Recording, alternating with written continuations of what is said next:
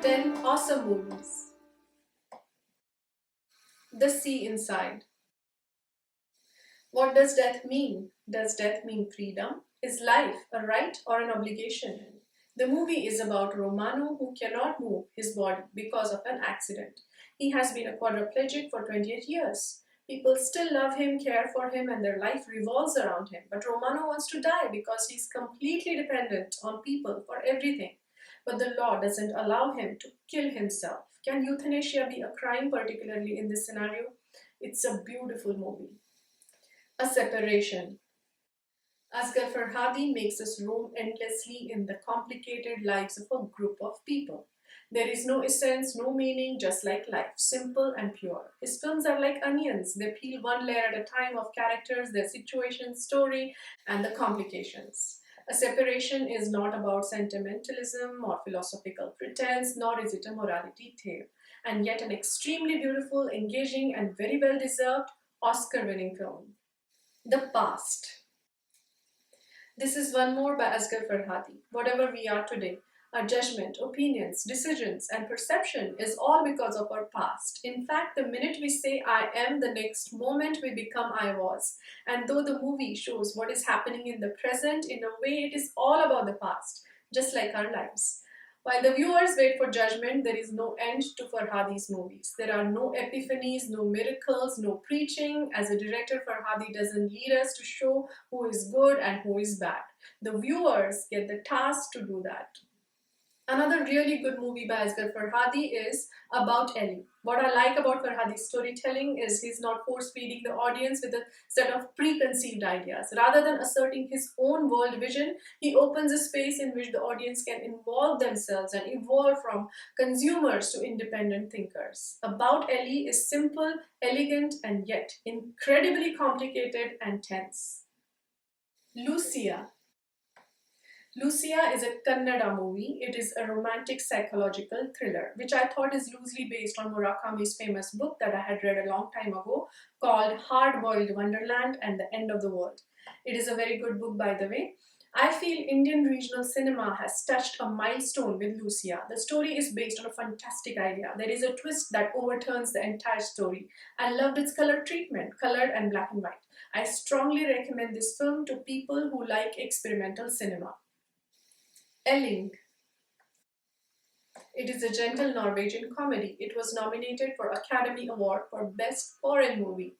It observes the day-by-day rehabilitation of two middle-aged men after their discharge from the provincial mental hospital, where they were roommates. Assigned to live in a state-sponsored apartment in Oslo, this odd couple must overcome their compulsions and phobias and learn to navigate in the world on the most basic level.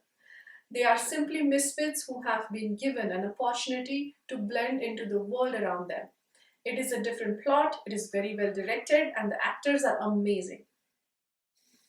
And my all-time favorite film is Children of Heaven.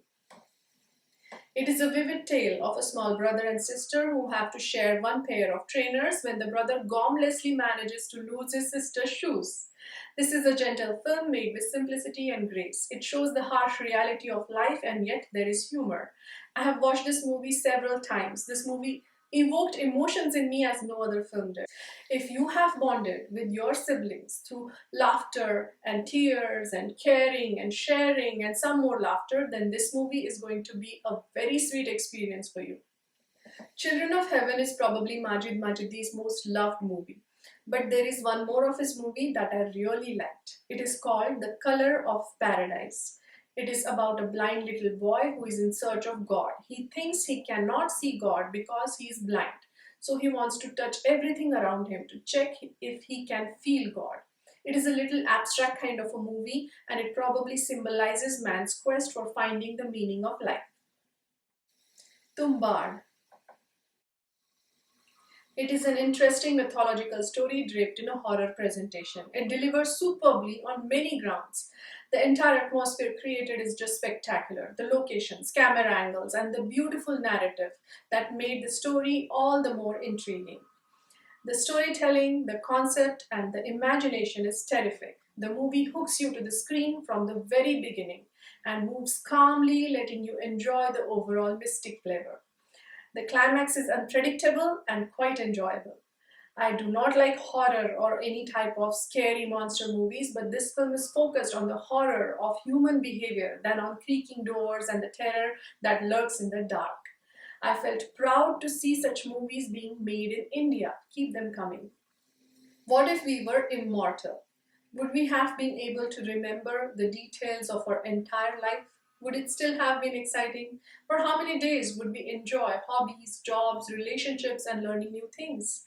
What if there was no end to it? Would life have been a dull experience then? The stars, planets are the same since thousands of years, just their names would keep changing. Communication would still remain, just the languages would change. Man from Earth is the name of the movie. It revolves around 5 to 6 characters just sitting in a room and chatting about life, death, religion, God, and whatnot.